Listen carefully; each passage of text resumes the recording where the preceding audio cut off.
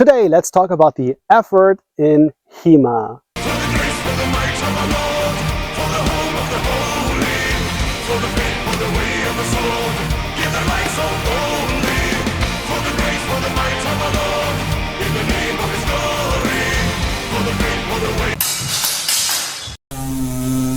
Fencing requires and also trains different body features such as strength, mobility, and stamina. One part of the community skips extra efforts and argues that by simply training normally, you grow in these things automatically.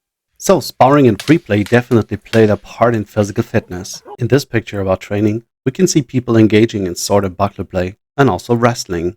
The other party argues that we need to put extra effort in training. That way we can spar and train our techniques more efficiently. We're not diving into a discussion whether you should do this or not. Let's assume you want to do something for your fitness in HEMA. And since we are HEMA people, do we have sources for that? A little disclaimer at this point. All the exercises are exemplary. It's not a complete list of things that people have done. Setz dein Sinn auf ehrlich Sach und gedenk nach Hinterschaft. Mit Freuden üben, Stein werfen und Stein schieben. Tanzen, springen, fechten und ringen, stechen und turnieren. Schön Frauen verführen. Talhoffer talks about things a knight should do. So among flirting with women, he also gives advice on training. The first thing he mentions are throwing stones and pushing poles. Want to get fit? Go into the woods and find yourself a medium-heavy stone. It's clear that this is not a medieval invention, so its roots go way further back. It was used as a great way to improve your maximum strength by holding the stone in place for a longer period. You can train several parts of your body, may it be your arms, your legs, or your core muscles. It was also used to improve your explosive strength, whether it be throwing it in front or behind you over your head, throwing it with one hand, or adding squats to step it up. Some exercises exist in form of Olympic sports, such as the shot put discipline until today. This is basically the great-great-great-grandfather of weightlifting. The more specific way of stone throwing is the Stange schieben, which translates roughly to pushing the pole.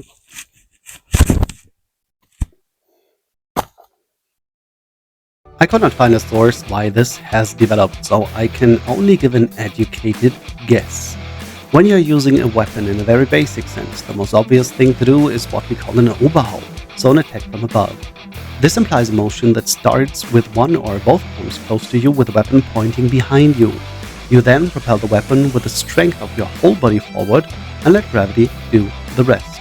This is basically the motion you train when pushing poles. You can do this with one hand or with two hands. The important thing is that the pole does not rotate too much. The part that is behind you should hit the floor, not the flat or the side where you grip it. This aims mainly at training your explosive strength. Talhoffer also mentions dancing. How's this training?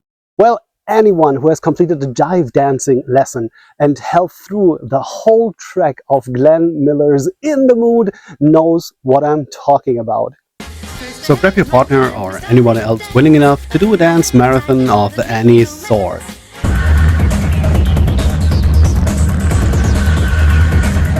Don't reduce it to metal, or you will just strain your neck. What we basically train here is cardio. If you're not a great dancer, go for a run into the woods or on a long hike. That'll do the job as well.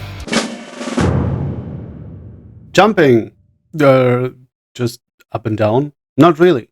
Enter a sport we have until today that is called equestrian vaulting. So basically, horse vaulting. For combat on a horse, this was really important. You need to get quickly onto your horse with all your equipments, stirrups or not.